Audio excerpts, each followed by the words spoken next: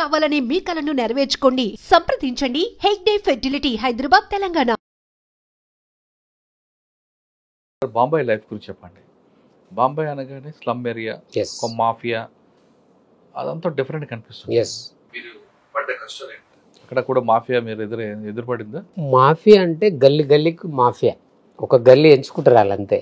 ఆ రాత్రి ఎవరింట్లో పడేది తెలియదు.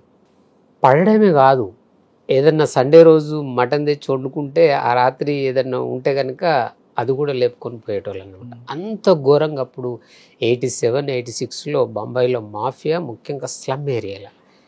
సో నాకు అలాంటిది ఏమి ఎదురు కాలేదు, కానీ భయం అయితే భయంకరంగా అక్కడ ఉన్న వాళ్ళకు, తెలుగు వాళ్ళకి ఎక్కువ ఇన్సెక్యూరిటీ. గన్ కల్చర్ కూడా ఉంది కదండి. గన్ కల్చరు, మాఫియా, అదంతా కూడా సంత కృషి ఆ ఏరియాలో. అక్కడ గోరెగాంలో అంతా లేదు, కానీ సరే ఉన్నంత వరకు ఉన్నది. అంటే ఆ ఏరియాలో అక్కడ ఒక లీడర్ ఉంటాడు, ఒక దాదా ఉంటాడు. ఆ దాదా పర్మిషన్ తీసుకుని ఏదైనా కార్యక్రమాలు చేయాలి. అట్లా రౌడీజం అనేది భయంకరంగా ఉంటుండే. అది ఈ పేద వర్గాల మీదనే, పేదవాళ్ళ మీదనే వాళ్ళ ప్రతాపం చూపించేటోళ్ళు. సో తాగుడుగైతే ఇంకా భయంకరంగా విచ్చలవిడిగా అట్లా పనిచేసేటోళ్ళ దగ్గర దోసుకోవడం ఇదంతా. మన దగ్గర తెలుగు వాళ్ళు వెళ్ళిన తర్వాత వలస కూలి అమ్మాయిల మీద రేపులు చేయడం కూడా జరిగేవాటి వాస్తవాన్ని. అంటే తెలుగు వాళ్ళంటే కొద్దిగా చిన్న చూపు చూసేది అక్కడ చూసేవాళ్ళు. అన్నాడి అనేది పదం, అన్నాడి అనేది పదము. అన్నాడి అంటే చదువుకోనోడు, కొద్దిగా వెనుకబడ్డోడు అనేది అదొక కల్చర్. అట్లా బొంబాయి మహిళల పట్ల చులకనగా ఉండేది. మహిళల పట్ల పెద్దగా అట్లేం లేదు, అట్లేం లేకుండే. కానీ ఎంతైనా కొద్దిగా సెకండ్ కేటగిరీ మనిషిగా ట్రీట్ చేసేవాళ్ళు మన ఆంధ్ర నుంచి, తెలంగాణ నుంచి పోయేవాళ్ళు. ఎందుకంటే ఎక్కువ పర్సెంటేజ్ మట్టి పని చేసేటోళ్ళం, మట్టి మేస్త్రి పని తప్ప ఎక్కువ, చాలా తక్కువ పర్సెంటేజ్ ఎంప్లాయీస్ అనమాట. సో అట్లా కొంత డబ్బులతోనే వడాపావు తిని బతికే రోజులు కూడా ఉన్నాయి కదా. నా జీవితంలో కూడా అదే, వడపావే జీవితాన్ని బతికిచ్చింది. లక్షల మంది పేదవాళ్లకు వడపావు అక్కడ అద్భుతమైన ఆహారం. రోడ్డు మీద అడ్డకూలిగా పనిచేసే వ్యక్తి టిఫిన్ కట్టుకొని పని దగ్గరికి వెళ్ళి మధ్యాహ్నం భోజనం ఉండదు.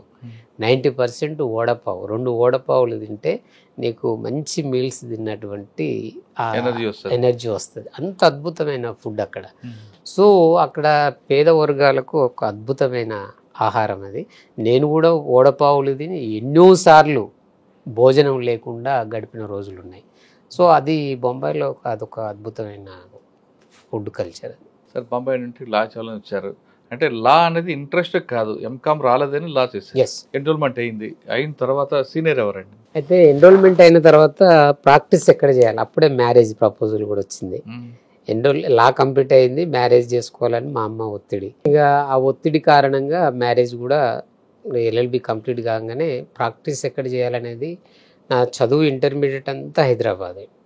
నా సొంత ఏరియా నారాయణపూర్ కాబట్టి నారాయణపూర్ కోర్టు నల్గొండ కాబట్టి నల్గొండ కోర్టులోనే పరిచయాలు ఉంటాయి, ఊరు ఇదంతా ఉంటుంది కాబట్టి అక్కడైతేనే బెటర్ కదా అని చెప్పి నా మిత్రులు ఒకరిద్దరు సజెస్ట్ చేసిరు అనమాట. అప్పటికి కొంత వామపక్ష భావజాలము, మా నాన్నగారు కమ్యూనిస్టు, కొన్ని పాటలు పాడి ఈ కల్చర్ ఉంది. ఆ తర్వాత నారాయణపూర్ హాస్టల్లో చదివేటప్పుడు కొద్దిగా CPI భావజాలం అక్కడికి పోయినా. ఆ తర్వాత కొన్ని రాచకొండ ఫీల్డ్ రేంజ్ మీద పల్లె సుద్దులు రాయడం, పాటలు రాయడం, ఇట్లా ఇదంతా జరుగుతున్న క్రమంలో కొద్దిగా విప్లవ భావజాలం ఉంది కాబట్టి ఎవరు ఆఫీస్ అయితే బెటర్ అనే దానిపైన కొద్దిగా ఆర్గనైజేషన్స్గా కొంత లింక్ ఉంది, నాకు వచ్చింది అది. సో రాఘవరంగారావు గారి పేరు వినపడి, RRR అంటారు. రాఘవరంగారావు అనే సీనియర్ మోస్ట్ నల్గొండ కోర్టు ఏర్పడ్డ నాటి నుంచి ఆయన ఉన్నది చాలా టాప్ సీనియర్ మోస్ట్. అట్లాగే పౌర హక్కుల సంఘం ఫౌండర్ మెంబర్ ఆయన. శ్రీశ్రీ పీరియడ్లో కూడా పత్తిపాటి వెంకటేశ్వర్లు, శ్రీశ్రీ ఆధ్వర్యంలో is the one of the founder పౌర హక్కుల సంఘానికి. ఉమ్మడి కమ్యూనిస్టు పార్టీ ఉద్యమాల చరిత్ర ఉంది ఆయనకు. నేను వెళ్ళే నాటికి దాదాపు సార్ ఒక 4-5 కేసులలో అప్పేర్ అయింది తప్ప మొత్తం ఛాంబర్ ప్రాక్టీస్ ఇక నేను వెళ్ళిన నాటికి. సో అప్పుడు LLB అయిపోయిన తర్వాత 1 year లీగల్ ట్రైనింగ్ పెట్టారు. రెడ్ టైం అబ్జర్వ్ చేయాలి, సీనియర్ దగ్గర రికార్డ్స్ అడ్మిట్ చేయాలి. సో నేను సార్ దగ్గరికి సూట్ కేసు తీసుకొని కోట్ పెట్టుకొని పోయినప్పుడు, ఏ ఊరు అని అంటే ఇట్లా నారాయణపురం అన్నాడు. నారాయణపురమా అంటే అవును సార్ అన్న. ఓ నారాయణపురం అంటే చాలా చైతన్యమైన విలేజ్ అది. అప్పటికి కమ్యూనిస్టు పార్టీ నాయకత్వం సార్ టచ్లో ఉంది కాబట్టి అప్పుడు పల్లె లక్ష్మారెడ్డి ఆయన సమకాలికులు, ఆయన is the one of the prominent communist party నాయకుడు మా మండల ఏరియాలో. అట్లా కొన్ని పేర్లు చెప్పి మీ ఉద్యమ ప్రాంతం మీది చాలా మంచి పరిణామం ఆఫీస్ని ఎంచుకోవడం కానీ అని చెప్పిన తర్వాత ఇక అక్కడి నుంచి నా ప్రస్తావన మొదలైంది లాయర్గా. అయితే పెళ్ళి అయింది, ఊళ్ళోనే కాపురం. రెండోది నల్గొండలో ఉండే పరిస్థితి లేదు, జూనియర్లకు అప్పుడు ఇచ్చే పరిస్థితి లేదు, లర్నింగ్ రెడ్ అయ్యి కేసులు చేసే పరిస్థితి లేదు. అప్పుడు 1 year ఊర్లోనే ఉండి అట్లా అప్ అండ్ డౌన్ చేసుకుంటా సార్ దగ్గరికి అట్లా వెళ్ళి వస్తుండేవాడిని.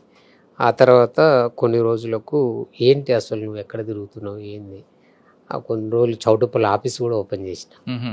మెయిన్ రోడ్ కదా, ఇట్లా కేసులు బోర్డులు చూసేనా వస్తారని. చౌటుప్పల్ సెంటర్ క్రైమ్ ఎక్కువ ఉన్నాయి, రోడ్ యాక్సిడెంట్స్ అట్లా కొద్దిగా ట్రై చేసిన. ఆ బోర్డు పెట్టి 1 year దాకా నడిపించిన.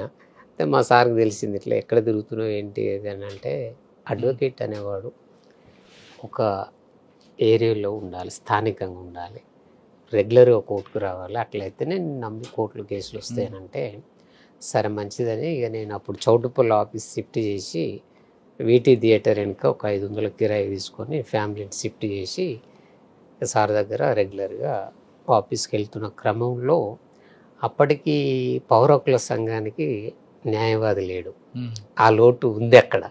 సార్ అప్పటికి ఛాంబర్ ప్రాక్టీస్ కాబట్టి నేను రైట్ టైంలో ఆఫీస్కి వెళ్ళిన అనేది సార్కి అర్థమైంది.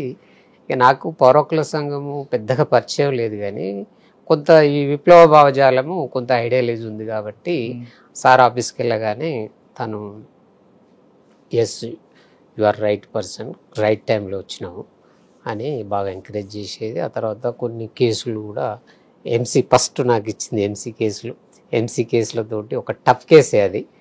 ఆ కేసు మా ఏరియా అమ్మాయి, ఈ కేసు నువ్వే హ్యాండిల్ చేయాలి. అప్పటికే దాని మీద పెద్ద డిబేట్ జరిగి ఉద్యమాలు జరిగి ఇంటర్ క్యాస్ట్ అనమాట.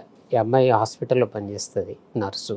తను కంటి అద్దాల దాంట్లో చేస్తాడు. వీళ్ళిద్దరికీ పరిచయాలు ఏర్పడి లవ్గా మారుతుంది.